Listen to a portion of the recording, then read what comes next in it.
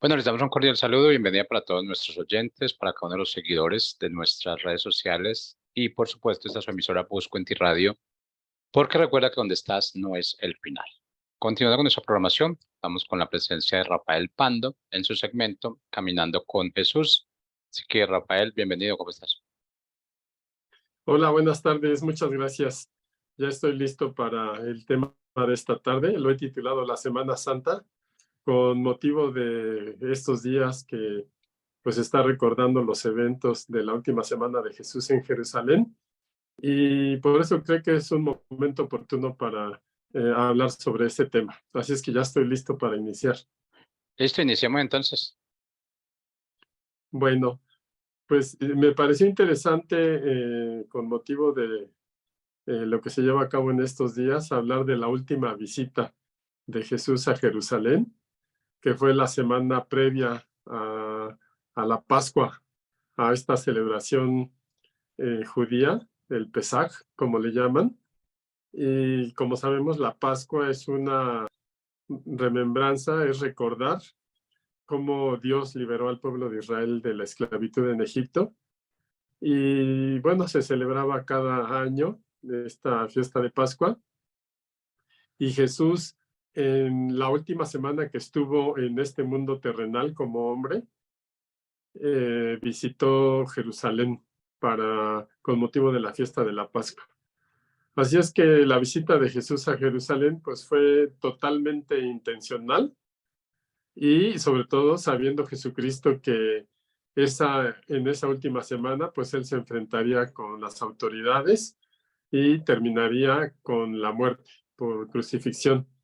Con todo, Jesucristo fue a Jerusalén a las celebraciones y como sabemos, cuando se llevaba a cabo la Pascua en ese tiempo de Jesús, desde todos los rincones que dominaba el mundo romano en ese entonces, pues todos los judíos se movían hacia Jerusalén para pues celebrar allá la Pascua.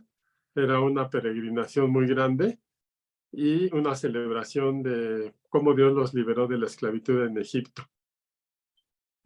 Para ese entonces, pues Jesús ya era muy conocido, tenía 3 años aproximadamente de su ministerio, con grandes señales y prodigios, y ya mucha gente lo conocía, había visto pues sus milagros, había escuchado sus enseñanzas, y probablemente muchos habían escuchado hablar de él, así es que había una gran expectativa para que Jesús estuviera en ese festejo de la Pascua, y la gente pues se preguntaba si iba a estar ahí o no. Era una gran expectativa el que Jesús fuera. Y bueno, pues las simpatías de la gente, el ánimo popular estaba a favor de Jesús en ese momento. Todas las multitudes estaban entusiasmadas con él porque tenían la gran expectativa que Jesús los iba a librar de la opresión romana. Pues querían a Jesús, seguían a Jesús, pero en realidad tenían una forma muy particular de interpretar la liberación que Jesús haría de ellos, eh, pues algo diferente a lo que estaba profetizado en la Escritura. Así es que si nosotros vemos por ejemplo, en el Evangelio de Marcos, en el capítulo 11, pues nos narra cómo prácticamente a cada momento Jesús estaba dando cumplimiento a las profecías que se habían escrito ya hace años, antes de este suceso, por varios profetas de Dios. Y en Marcos 11 nos narra con más detalle cómo Jesús, antes de entrar a Jerusalén, envía a 2 de sus discípulos y les da instrucciones precisas para que localizaran a un pollino, a un hijo de asna, a este animalito sencillo, humilde, y les dijo que nadie lo había montado, que estaba atado y que debían desatarlo y llevárselo a él, y que no se preocuparan si alguien les preguntaba qué es lo que estaban haciendo, debían contestar: el Señor lo necesita.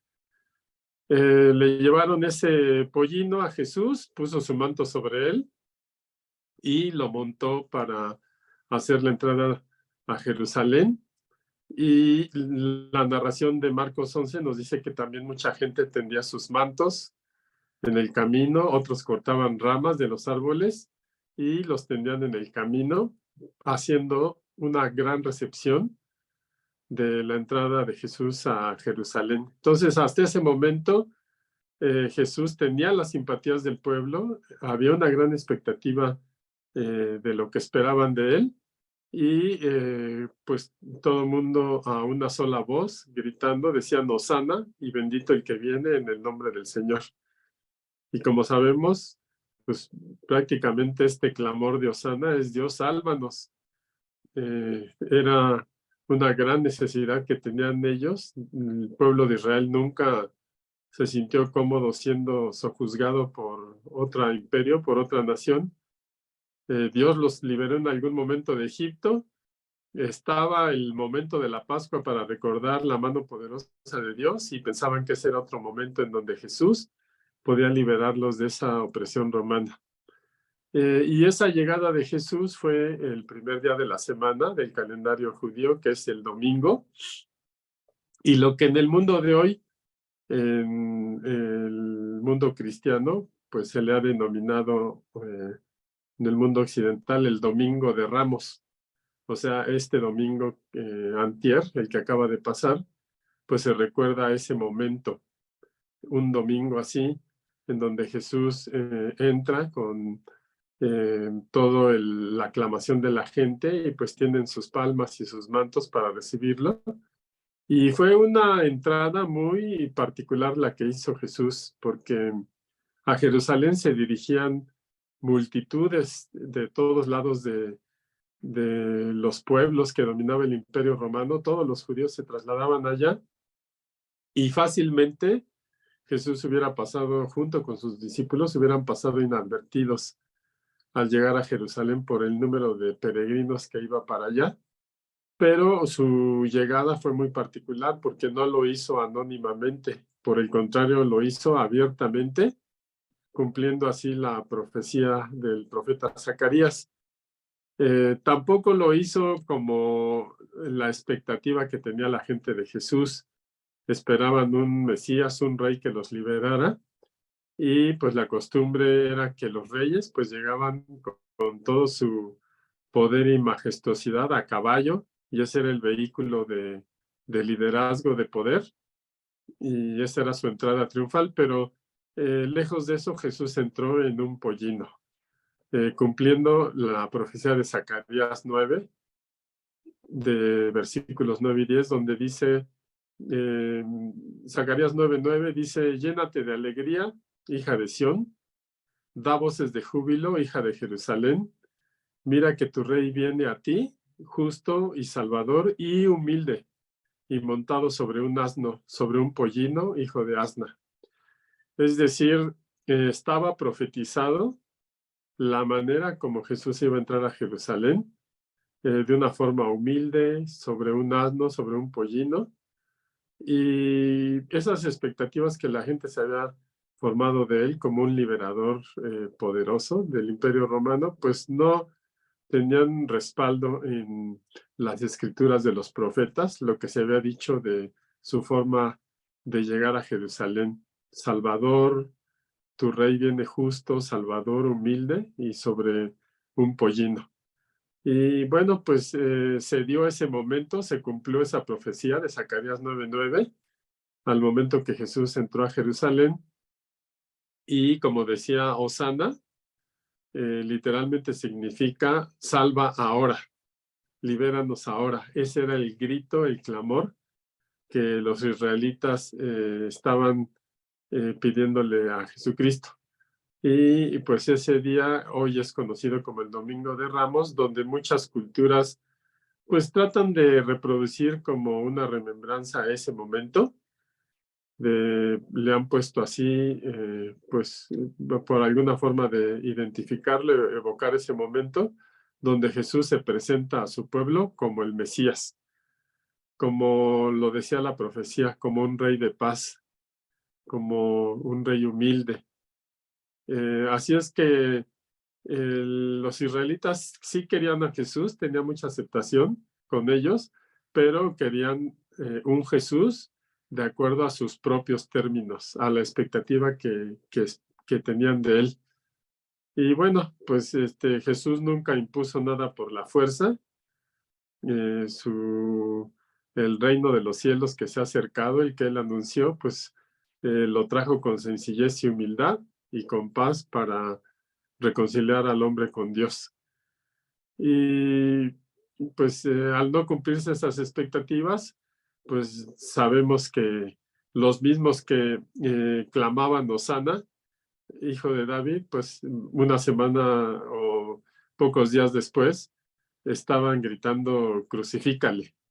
Así es que pues vemos que Jesús no cumplió las expectativas y que en medio de toda esa semana pues hubo un gran complot porque para todos convenía que Jesús muriera.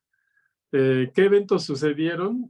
Prácticamente voy a hablar de algunos eventos que sucedieron en esa semana, lo que hoy conocemos como Semana Santa, antes de comenzar la fiesta de Pascua, que ahora en los calendarios pues se ha determinado que esta semana sea la Semana Santa y la siguiente la Semana de Pascua. Pero simplemente es la anticipación que tuvo Jesús para llegar a Jerusalén antes del inicio de la fiesta de Pascua, de esa celebración del Pesaj judío. ¿Qué eventos sucedieron? Bueno, pues Jesús llegó ese domingo con esa entrada triunfal. En la noche se fue a descansar a los alrededores de Jerusalén. Y el lunes de esa semana, el lunes, pues hay un pasaje en Marcos 11, de versículos 12 al 14, donde nos habla de circunstancias muy particulares, de momentos muy especiales. Por ejemplo, Marcos 11, del 12 al 14, nos habla cómo Jesús maldice una higuera y esa maldición hizo que la higuera se secara hasta las raíces, nos cuenta la narración. ¿Qué fue lo que sucedió? Jesús vio la higuera, vio que tenía hojas, se acercó a tomar un fruto y como no tenía fruto, pues la maldijo y la higuera se secó. Y algo de lo que nos enseña esta especie de parábola o acción de Jesús es que pues las apariencias engañan, ¿no? Algo que es frondoso, que tiene hojas y que se supone debe dar fruto, finalmente no lo es. Y podría parecer un hecho aislado, intrascendente, sin embargo, cada momento que vivió Jesús en Jerusalén en esa última semana, pues estaba lleno de confirmaciones de las profecías y de mensajes que Jesús nos daba acerca del estado espiritual de la nación de Israel en ese momento. Porque pues la nación de Israel en ese momento, en cuanto a su relación con Dios, era muy semejante a la higuera. Mucha fiesta de Pascua, un gran templo, maestros de la ley, rigurosos en los sacrificios y en conocer las escrituras, pero no había fruto de amor, fruto en el que se agradara a Dios. Y podríamos decir que la nación de Israel se parecía mucho a esa higuera, no estaba dando el fruto espiritual esperado. Espiritualmente, pues estaban en decadencia. Y lo vamos a ver en algunos momentos que Jesús vive en esa semana, cómo confronta a los fariseos, a las autoridades religiosas, a los saduceos, escribas, y pues les reprocha su actitud que prácticamente iba en contra del amor de Dios hacia las personas. Una de esas acciones nos habla cuando Jesús pues despeja el templo y echa fuera a los comerciantes, a los cambistas. Esto está en Marcos 11, del 15 al 19. Y la narración nos dice que Jesús en el templo, pues volcó las mesas de los cambistas y las sillas de los que vendían palomas. Y como ese era un momento de adoración en el templo, pues dice que no consentía que nadie atravesara el templo llevando utensilio alguno. O sea, las personas estaban muy distraídas en los negocios, sacando ventaja económica, pero la adoración a Dios pues se había hecho a un lado por todas estas cuestiones que se estaban llevando a cabo en ese momento. Y Jesús les enseña, les hace referencia a lo que está escrito en el libro del profeta Isaías. Dice que no está escrito, mi casa de oración será llamada, mi casa será llamada casa de oración para todas las naciones, pero ustedes la han hecho una cueva de ladrones. Y bueno, si vemos la profecía a la que hizo referencia Jesús, la profecía de Isaías dice, mi casa será llamada casa de oración para todas las naciones. ¿Qué quiere decir este alcance para todas las naciones? Pues que los gentiles, de acuerdo a la promesa de Dios, estaban considerados para ir a Jerusalén a su templo y adorarle. Los gentiles, los no judíos, porque así fue declarado. Mi casa será llamada casa de oración para todas las naciones. Entonces, no solo era una fiesta judía, sino que la invitación de Dios en esta profecía a través del profeta Isaías era que ahí le fueran a adorar todos de todas las naciones. Pero, ¿qué es lo que sucedía en el templo para los que no eran judíos? Bueno, en la parte del templo, en el atrio, llamado el atrio de los gentiles, precisamente era un espacio para que los no judíos, los gentiles, estuvieran ahí llevando sus ofrendas y adorando al Dios verdadero. Ese atrio pues era el lugar hasta donde podían llegar los gentiles, los no judíos. Pero ¿qué sucedía en ese espacio? Bueno, pues que en ese espacio ahora estaba lleno de mercaderes y de cambistas de moneda. Entonces, pues prácticamente los comerciantes ocupaban el lugar de las personas que de corazón, los gentiles que de corazón iban a buscar a Dios. Y pues les estorbaban en buscar a Dios para adorarle y para ofrecerle sus sacrificios porque pues les estaban ocupando ese lugar para sus negocios.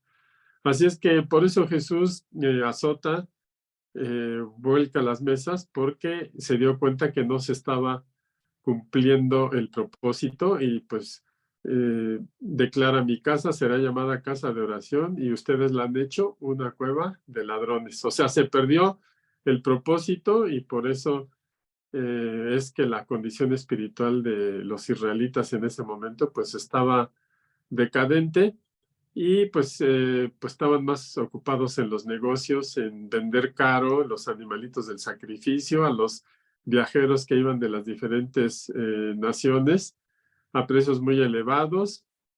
Habían establecido una moneda exclusiva para el templo y pues en los cambios de moneda ellos obtenían ganancias y había mucho abuso y engaño para los peregrinos que llegaban de otras naciones. Y ese era como por lo que Jesús declara que habían convertido el templo en una cueva de ladrones. Así es que, pues ese tipo de abusos de los comerciantes, pues en lugar de eh, ayudar a los peregrinos a que adoraran a Dios, pues en realidad lo que hacía es que los irritaba porque se daban cuenta que abusaban de ellos, porque no había espacio para que hicieran su adoración a Dios y pues Jesús los reprende y vuelca las mesas. Con ello, pues les estaba mostrando evidentemente la condición espiritual que tenían, que ya se habían desviado. Era una gran fiesta de Pascua, pero estaban en sus negocios adentro del templo. Y bueno, sabemos que los comerciantes estaban ahí y que su estancia era permitida porque las autoridades religiosas pues también tenían ganancia con ello y les daban ese permiso. Pues como vieron en Jesús un peligro al evidenciar todas esas prácticas que estorbaban la adoración a Dios, pues empiezan a cuestionar a Jesús. Esa semana fue llena de cuestionamientos de parte de los fariseos, escribas y saduceos a Jesús, porque en medio de las enseñanzas que estaba dando al pueblo en Jerusalén en esa semana, pues le cuestionaban Marcos 11, 27 al 33, cuestionan a Jesús y le dijeron, ¿y tú con qué autoridad haces estas cosas? Y pues reclamándole pues todo lo que Jesús estaba evidenciando de sus malas prácticas. Y Jesús, siempre con toda la sabiduría de Dios sobre sus hombros, pues sabía que cualquier respuesta que no diera con sabiduría, pues iba a ser usada en su contra. Si decía con la autoridad que Dios le había dado, pues le iban a acusar de blasfemia. Si decía que era con su propia autoridad, pues probablemente iba a confundir a las personas de que no atendía la autoridad de los líderes religiosos, sino que él hacía lo que le parecía bien. Entonces, pues Jesús les responde, bueno, entonces yo les voy a hacer otra pregunta. Díganme si el bautismo de Juan era del cielo o de los hombres. Y bueno, era una pregunta incómoda para los líderes religiosos que no quisieron contestar, y Jesús les dijo, pues así mismo yo tampoco les contesto lo que me están preguntando. Eso en general son eventos que se dieron el día lunes. El día martes, un día como hoy, en esa última semana de Jesús en Jerusalén, pues precisamente fue esta confrontación de cuestionar a Jesús acerca de su autoridad. Y también podemos ver en el Evangelio de Juan, capítulo 12, 27 al 33, que Jesús empieza a ser más claro en la forma como iba a morir, porque aún sus discípulos todavía no estaban conscientes de el sacrificio de Jesús, y sus propios discípulos tenían expectativas de Jesús, no digamos Judas, que tenía intereses muy personales en que Jesús fuera un liberador, un rey poderoso, con poder ahí en la tierra, en Jerusalén. Y Jesús empieza a ser más claro con sus discípulos y con sus oyentes de la forma de lo que le esperaba en esa misma semana. Juan 12, 28 dice, Padre, glorifica tu nombre. Y vino una voz del cielo que decía, lo he glorificado y lo glorificaré otra vez. Y este es un momento que nos narra Juan 12, 28, donde claramente dice la escritura que una voz del cielo responde a la oración de Jesús, y dice que la multitud que estaba ahí oyó la voz, y para uno les pareció que fue como un trueno, otros decían un ángel habló, pero Jesús les dijo, no ha venido esa voz por causa mía, sino por ustedes. Ahora es el juicio de este mundo, y ahora el príncipe de este mundo será echado fuera. Y yo seré levantado de la tierra, y a todos atraeré a mí mismo. Y con todo ello, dice la escritura, que estaba dando a entender de qué muerte moriría. O sea que Jesús, en esas enseñanzas de esa última semana, pues pocos días antes de que lo crucificaran, ya empezó a declarar lo que estaba por venir inminentemente. Así es que sus enseñanzas de Jesús en esa semana se enfocaron al significado de su muerte y de su resurrección, pero pues la multitud, que tenía muchas expectativas de que Jesús los liberara, pues no entendía o no quería entender. Había muchos pasajes bíblicos que los israelitas ya conocían y que habían interpretado para creer en un Mesías poderoso que no iba a morir. Está Salmos 89, 35, 36, y donde dice, su descendencia permanecerá para siempre, y su trono estará ante mí como el sol. Isaías 9:7 dice que la extensión de su imperio y la paz de él no tendrán límite, y reinará sobre el trono de David y sobre su reino, y lo afirmará y confirmará en la justicia y derecho desde ahora y para siempre.